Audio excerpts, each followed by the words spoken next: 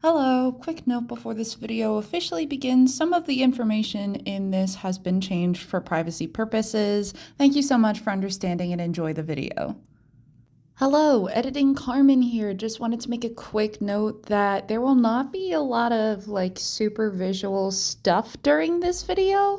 I'm not gonna show pictures and stuff like that because, I don't have that budget. So it would be super duper cool if you guys could subscribe so I can make better video quality and content for you guys. Good morning, good evening, good afternoon to everyone watching. I'm Carmen Chihiro, and today's video will be a little different than most. I did an analysis in the fall of 2022 for one of my classes in college, and I think it would be really cool if I put it in a video format and showed it to you all.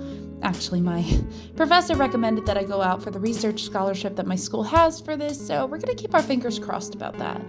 Without further ado, let's begin. Whether it be writing for a resume or writing for a class essay, many people can agree on one statement: writing is hard. Putting our feelings and thoughts into words is super difficult, and writing them down is even harder. If we took a second look at writing and steer away from the negative connotation of connecting writing with always writing essays, it would look a little different. What about text messages? What about writing down your emotions? What about letters? Writing of any kind has more of an impact than one might realize and can help people express how they feel, where we don't always have to connect writing with something annoying or negative. What if writing can help people understand and express how someone is feeling? Now, I know I'm throwing a lot of ideas out there, but this is very important when it comes to my video analysis of The Power of Words, Violet Evergarden. The novel-turned-anime adaptation of Violet Evergarden is an excellent example of character development, from being a cold-killing machine to a kinder, more compassionate person through her writing. Now, the anime is based off of the light novel Violet Evergarden that came out in 2014, written by Kana Akatsuki and illustrated by Akiko Takase.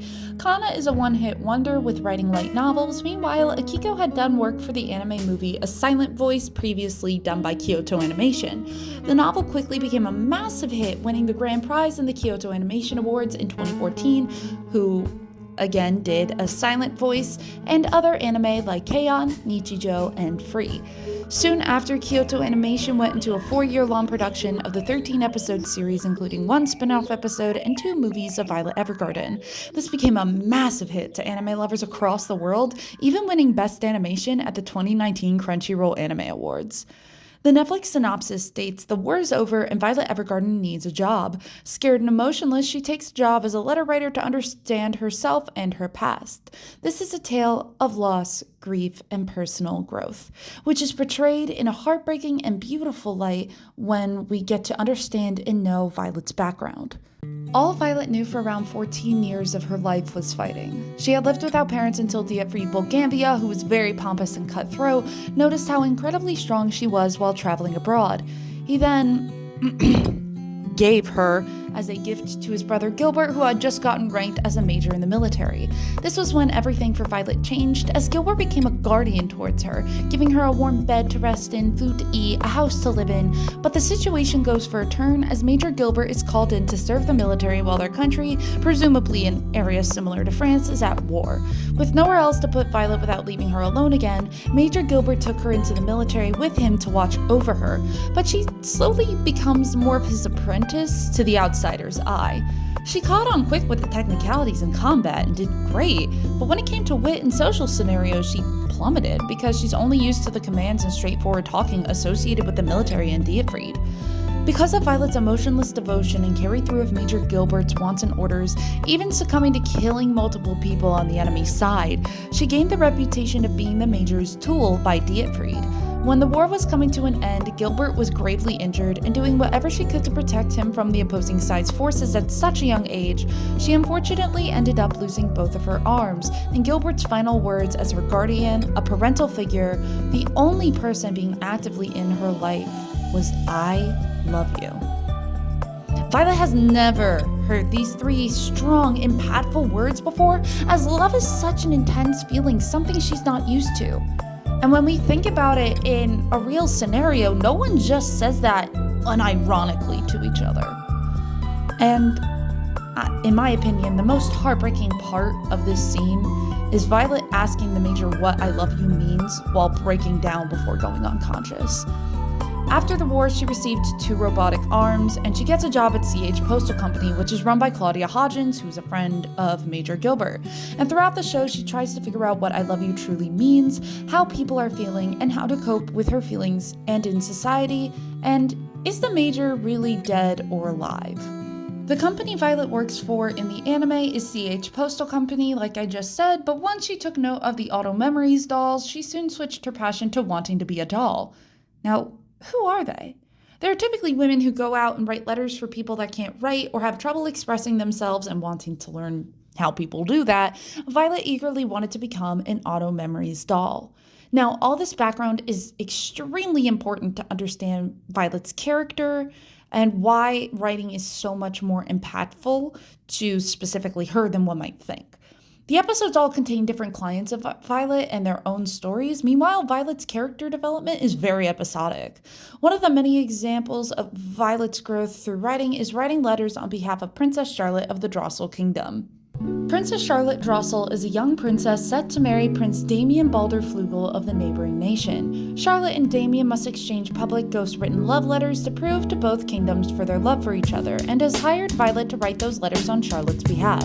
Charlotte and Violet's relationship towards the beginning is very awkward, with Charlotte feeling as if she's talking to a robot instead of a person.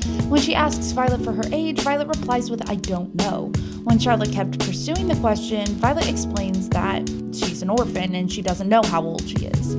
When Charlotte apologizes for her rudeness, Violet is confused and doesn't understand why she's apologizing or why Charlotte thought she was being rude. Especially in this interaction from volume 3 of the light novel series on page 7. Say that with a little more expression on your face. It kind of feels like I'm the only one who's angry. But I am not angry. I don't like being the only one exposing my feelings. Cease this inexpressiveness. Now, we can see throughout this whole interaction that Charlotte is really anxious about this marriage, and during this time, Violet is taking requests she's making like confident orders, no matter how stressed and unsure Charlotte sounds. In this case, someone would typically ask, like, "Hey, are you sure you want to write this?" with context clues. Instead, Violet goes along with her request like it's an order, and Charlotte gets more agitated and wanting to see Violet less because Violet doesn't understand her social cues and how stressed out Charlotte is. Because of this, letters to and from Charlotte and Damien sound extremely superficial and fake, and just wanting the public's approval of their decision to marry. Now this brings up the question, does Charlotte even love Damien? Are their feelings there for each other?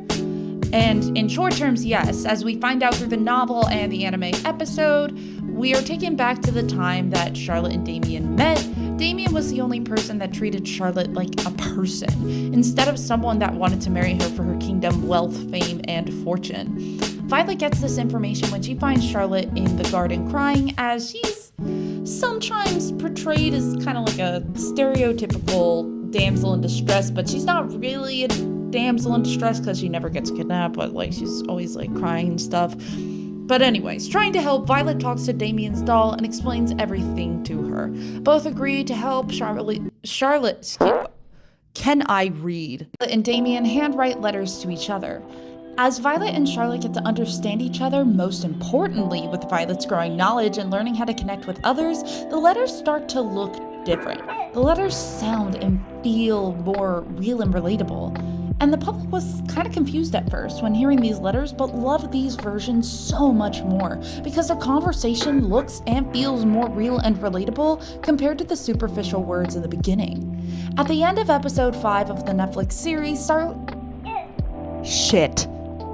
Charlotte and Damien get married, and Violet starts to realize how important words and emotions can be at bringing people together, even after a rough past. Hence why the Netflix episode is titled, "You Write Letters That Bring People Together?"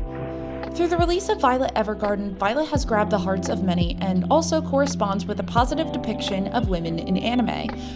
Throughout my first year seminar course that I had to take my fall semester of 2022, I've learned a lot about Japanese popular culture and how they take positive aspects of the culture and put it into anime, manga, and their music. But unfortunately, anime will sometimes depict all aspects of Japan's culture, even the ones that kind of want to be tucked under the rug. There's a popular saying in Japan from the 90s that I hopefully don't butcher, Teshu wa genki deru sugai, which translates to a good husband is healthy and absent and is known as the salaryman mentality, where men engross themselves into their work and women stay quiet at home and take care of the children. Now, before my raging feminism comes out, because of this mentality, older anime tends to have a lot more sexist lines, behaviors, and stereotypes regarding women in anime. Most famous examples being Naruto and Dragon Ball Z, with all the female characters only being relevant as like love interests or the end of a sexist joke. With the release of Violet Evergarden, who is a powerful, growing female protagonist, learning healthy communication and learning to display healthy emotions, the salaryman mentality starts to bend for the better. Though sexist behaviors were not as extreme in the 80s and 90s as it were in the 30s and 50s, having an anime that has a powerful female protagonist that breaks these Japanese traditional beliefs can have a positive impact on women and how they see themselves and relate to issues. Now, from a professional review, with a professional review done by Asil Bashrahil, he says Violet Evergarden is a wonderful story narrated through stunning animation which depicts the aftermath of war, suffering, loss, and PTSD. It is also about soldiering on and persevering, especially at times when it seems like there is no way out. Violet Evergarden utilizes the powerful tool of writing for a character that breaks traditional barriers. Violet grows from a mindless, dependent fighter to a kind, empathizing, independent woman that learns healthy communication and learns how to let go of events in the past that she cannot control, inspiring all the women who watch her journey. It does not change the fact that writing is still hard. I'm not here to convince you otherwise. But writing is so important, even in ways that we don't typically think about. Thank you guys so much for staying and listening through if you made it to the end. I'm going to take a moment at the end to shamelessly plug that I was on a podcast episode of Toaster Talks where we talk about the Mario movie, hosted by Trashy, which will be linked in the description below. Also, 300 subscribers? That's crazy. We be ballin'. I didn't think I was that interesting. Thank you guys so much. We be vibin'. Hell yes. Let's grow this family. Let's go.